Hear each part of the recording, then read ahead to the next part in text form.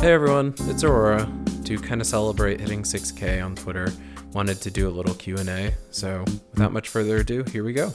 Ryder asks, what's your favorite Pokemon, and why is it Cinderace? 3. So, unfortunately, it's not. I would say Zoroark is probably my favorite, but also Dialga, because I think the first DS game I ever played was Pokemon Diamond, and of course, since it was the first one and I was very young, I used the Master Ball on the Dialga, but yeah, either Zoroark or Dialga. Nyx asks, who made your wicker suit? So, the person that made my Wicker Beast fursuit they're called Potato Parrot fursuits. The Gaming Dusty asks, but why? Yes. Sid the Toaster asks, why do we call it oven when we in the cold food of out, hot, eat the food? On a more serious note, do you have a song you always find yourself coming back to whenever you can't think of anything else to listen to? So to answer that first question, I don't know what the hell you're smoking because I don't know what you're saying. To answer that second question though, it kind of depends on the mood. There's I think in my most recent video that my friend Valent had helped me make, it was a little compilation of AC. It was like Starshine, I believe. Yeah, it was Starshine by W&W. So like that's if I'm in a very good mood. But then there's also a song called Gasoline. I think it's by Gashi, but I use that song to pump me up if I'm very depressed or down. Eunice asks, I know it's a bit generic. If you could become any of your personas IRL, would you, and what one? So for context, because a lot of people only know me for Aurora, I actually have 3 personas. A 4th one, but that one's never going to see the light of day. I have a Wicker Beast that you see here, a Protogen called Memory, and then I have a Freakhound called Fusion. Out of all of them though, it would probably be Aurora. I think Aurora symbolizes me the most, and there's like a lot of meaning behind her design and everything. So yeah, it would probably be Aurora. Lay asks, why is the color scheme of your Wicker Beast the solo jazz cup color scheme? Lay, you should mind your own damn business. Trigo asks, how did the Diet Coke addiction start? What addiction? Magnus asks, congrats, what are your favorite beverages to drink other than Diet Coke? There's other drinks than Diet Coke. Kazucutie asks, would you do a Cook with Aurora series? Oh god. I've wanted to do a Cook with Aurora series because sometimes I'll get drunk when I'm cooking and then I just burn everything. But yeah, I think I'll do a Cook with Aurora series when the family goes back to Europe, so they don't kind of see how much of a failure of a chef I am. Kaboom asks, when are you changing your Twitter handle to @RealAuroraForality so we know it's the real you? So this came up because of a meeting that someone had missed because they were live streaming themselves in TikTok. So then I used my TikTok account to comment in their live stream that they're missing the meeting. And then the first question I got was, am I the real Ferality Aurora? So, I mean, I already have 4 Twitter accounts. I don't need a 5th. Loprof asks, when are we having karaoke night? Amnesia asks, what flavor of beans would be served at a bean party? Honestly, whatever I can get for like the cheapest, because I don't want to spend a shit ton of money on a meme again. Like the baseball game was like $400 on a meme. I don't want to spend like more than $50 on beans. Sinner asks, why are you so cute? Goldie asks, why are you such a good girl? Why do you ask me that? No, I'm not. Stop. Rockboy asks, what drew you into having a Wicker Beast as your main Sona? So, I think what drew me into the Wicker Beast was Janae's model. I think it came out just a little bit before Ferality Luma. I loved the design, I loved the horns, I thought they looked really good. And yeah, I eventually designed my Protogen Memory into a Wicker Beast. And then it didn't work that well, and then I tried designing a different version of Memory, and it just didn't work. And I eventually designed Aurora, which was supposed to be just a Wicker Beast Sona, and Memory was supposed to be my main, but then that's how I became Aurora, and then that's how I loved Wicker Beast and everything. It's just, it all started with Janae's model. Gallon asks, what's your favorite breakfast meal? Hope this is a different kind of question than the usuals, but they are right. Why are you so cute? So, to answer the first one, I mean, I eat the same thing every single day, unless like I'm at a con. But even when I'm at cons, I still go to like a convenience store and I buy this. Like hell, I've even had like parties off of this, like at not Fernal Equinox, but at Further Confusion. Yogurt, really, it's just vanilla yogurt. That's all I really eat for breakfast. Vanilla yogurt with granola, vanilla yogurt with fruits, if I'm feeling spicy that morning and not lazy. And the party I'm kind of referring to at FC was called the Gert Party. So there's a picture floating around of like the Last Supper, but it's just yogurt in the middle and I'm just sitting there. And to the cute, no, fuck you. Misho asks, what are some of your ambitions in life and achievements you want to accomplish in the next 5 to 10 years? Where do you ideally see yourself in that time frame as well? Congrats on the 6K. So that's a tough question. It's a really good question. It's something I find myself thinking about a lot. So in 5 to 10 years, I'd love to see myself in some sort of managerial or executive level role. I just love working with people. People make my life interesting, whether that's not for a good reason or a bad reason. It keeps everything spicy, I guess. Yeah, I don't really see myself as kind of like on the ground type programmer. I'd love to be kind of sitting above, kind of like if you ever play like a FIFA or something and you get to manage the team you build and everything and you get to lead them to championships as their manager. I love doing that. As for the second part of that question, one of my biggest goals, it really has to be, I'd love to get an apartment within the next year or two, and not just rent, but buy like something I can call my own. I'd love to host my grandmother in the apartment and show her around, have her for a month or two in my apartment. She's a lot of the motivation right now why I want to get an apartment. I'd love to host my grandmother in an apartment that I own. I think that's my biggest aspiration right now. Lei asks, what made you decide to do software engineering over other fields for uni? So I started university in 2016. I was undeclared because I had no idea what I fucking wanted to do.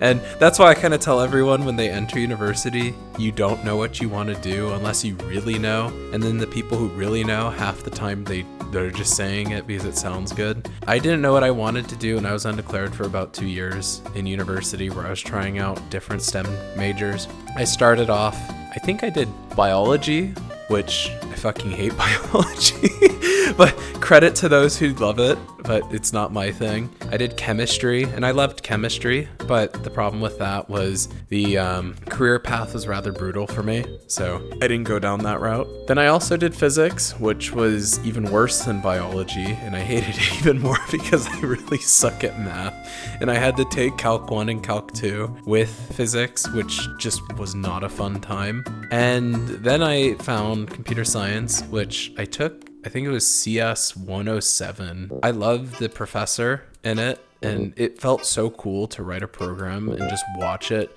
do shit, I guess. And it felt like I was like a hacker because you see all the code going down as you're writing it and stuff, and it's like, sure, it's not like that, and like half the time your shit doesn't even work, and then you get frustrated. But it's kind of like when you build something and then you're like, wow, I just did that, and you could see your impact or the impact that you have on the customers. It's very rewarding, I guess. So, and the best part of it too is I don't need to go back to college for a master's degree for this major. Alon asks, do you have a favorite moment from Ferality? So that's a difficult question. For context, Luma was my first Ferality convention that I attended, and I've attended every Ferality event since then. I became a staff member with Ferality, I believe, yeah, it was Aqua. I was the club stream team second. So essentially what I was doing was I was managing the team with Roxy, who is the lead, and we would be doing the live streams that people would see on the screens in the club fin. Then in a very weird message, and I love Mblade, but he messaged me at like 4 a.m. Madrid time when I was visiting family, and I woke up at 6 a.m. and this was like early March of this year, and I look at my phone and he's like, yeah, I'm gonna miss you becoming a director and everything. And I was like, I got up when I was laying down in the hallway because that's where I was sleeping because we didn't have beds, and I just read the message that I'm becoming a director, and I was like, wait, what? And I eventually became a communications director. Anyways, that's background to me. I guess my favorite virality moment. It's kind of hard. I have so many. Honestly, I've cried in Club Fin listening to Low Prob set at Silva, especially in the first minute, because it means a lot to me. I don't really consider it like a competition for the best, because I have good moments and bad moments at all the conventions, but I think the most memorable was I got to give Valent Novalite, they're the DJ coordinator. I actually met them at Legends in Club Fin, and I met them over a stupid bruh hoodie that I had on my Wicker Beast avatar that ended up on the live stream. Ever since then, we became friends, and we became more recently co-workers as of end of last year, and we've been working in and out of Virality together quite extensively. And then at FWA, I had the opportunity to give him the original bruh t-shirt that I had, and ironically we did it in Club Fin, because at FWA we had the Legends Club, but we made it in person. So I stood in the exact same spot where we had met in the club, in Club Fin for Legends, and I gave him the t-shirt in person. That I think that was pretty nice, and it was nice to see everything come full circle. And yeah, Valent's honestly one of my best friends now. Saber asks, how did you get into the virtual con/DJ scene? That's a great question. Definitely got started with Vibe Night, and this was back, I think, at its 5th or 6th month of existence. Ironically, Aurora is kind of designed for the rave and everything, and that's why I have like glow sticks on all my avatars and the color design and everything. I started off at Vibe Night, and I loved just kind of hanging out with my friends. I remember back then it was just one instance, and now it's like up to 4 or like 6 or whatever, which is great. I love seeing, like, especially all the clubs now. I remember back then there wasn't many clubs. There was just, I think, like the big 2 or 3. And now it feels like there's a club every day, which is like crazy. Yeah, I started with Vibe Night, and then I eventually became a mod on Misho's server, which back then it meant I became a part of Vibe Night, because there wasn't a Vibe Night server. It was just Misho server, and that was it. And Vibe Night was just a part of that before it split into those 2 servers. After a while, I became in charge of like cam ops and everything, and then Roxy had recruited me over to Virality, and then yeah, I started as the second for Roxy, and then I eventually just worked my way up from there. Dolph Stardrux asks, how did you first come across the furry fandom, and what were your initial thoughts regarding it? Oh boy. Oh boy, indeed. Okay, so I think I encountered the furry fandom, or I knew of it, or I found out about it, when Internet Historian created their video on Rainforest. Oh boy. My initial impressions of the furry fandom were not good.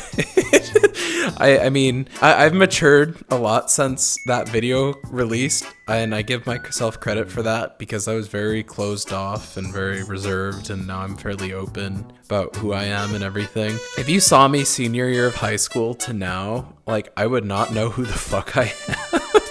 Because I hated furries, and I thought they were, you know, kind of what the Internet Historian video had displayed. So when I would encounter furries in public, because it happened on 1 or 2 occasions, I'd be like, ugh, furries. And, well, I mean, I guess the happy ending to the story was like at Anime Expo in 2019. And I'm still kind of trying to figure out who this furry is. I don't have any pictures, but I was in a Zaya crossplay at Anime Expo on Saturday of the 2019 convention, and a furry came up to me and they asked me for a picture, and I didn't realize it was a furry until like after talking with my friends. They had a full-blown fursuit. I was just blind or whatever. But yeah, I thought they were pretty cool and everything, and that kind of just flipped my opinion on furries, because I was like, oh, maybe they aren't so bad people and gross and all these extremely weird kinks and everything. And keep in mind, that was my mental thought process like back in 2019. Obviously now I'm a lot more receptive to everything about the fandom, and yeah, eventually that kind of flipped my perception on furries. And then COVID happened, and r/furry furry and r/furry IRL, and those Reddit pages started getting recommended to me, I eventually found like a Protogen suit that I loved, and I was like, man, I love Protogens. Those are cool. I would love to wear one, but like I'm not a furry. And those questions started going more and more that like I'm not a furry. But then it was like, man, okay, yeah, I think I'm a furry. And that's when I kind of created my Twitter account, which was like 3 years ago as of like a week ago. And yeah, I've kind of spiraled in 3 years because COVID kind of like made me pause like my current direction. And it kind of, I guess the one bright side to COVID for me was it kind of made me reevaluate myself and my life. And yeah, honestly, in the past 3 years of being in the fandom, I've had a lot of ups and downs, but I wouldn't trade it for anything because like I'm honestly starting to feel like I'm discovering myself. I mean, obviously I still think the fandom is a bit weird in some facets of it, but it's not kind of like the internet historian video. Man, I should really do a watch party on that. Because what's ironic about that video is I actually know a few people a part of that video now, which is interesting because I've seen them before, like well before, and then I had my flip where I stopped being like a hater, and then I just spiraled, and now I own 2 suits, been to like 13 cons, and just spiraled way too much and spent way too much, admittedly. Alrighty, well, that is all of them. Woo! I hope you find me interesting because I'm just a random internet person. I don't think I'm that interesting, but hopefully you found it interesting. I don't know what to say, but I guess thanks for following me, I guess. I'm just a funny animal on the internet, and I tweet like I do have an addiction. God, I hope this godforsaken app doesn't die. Bye.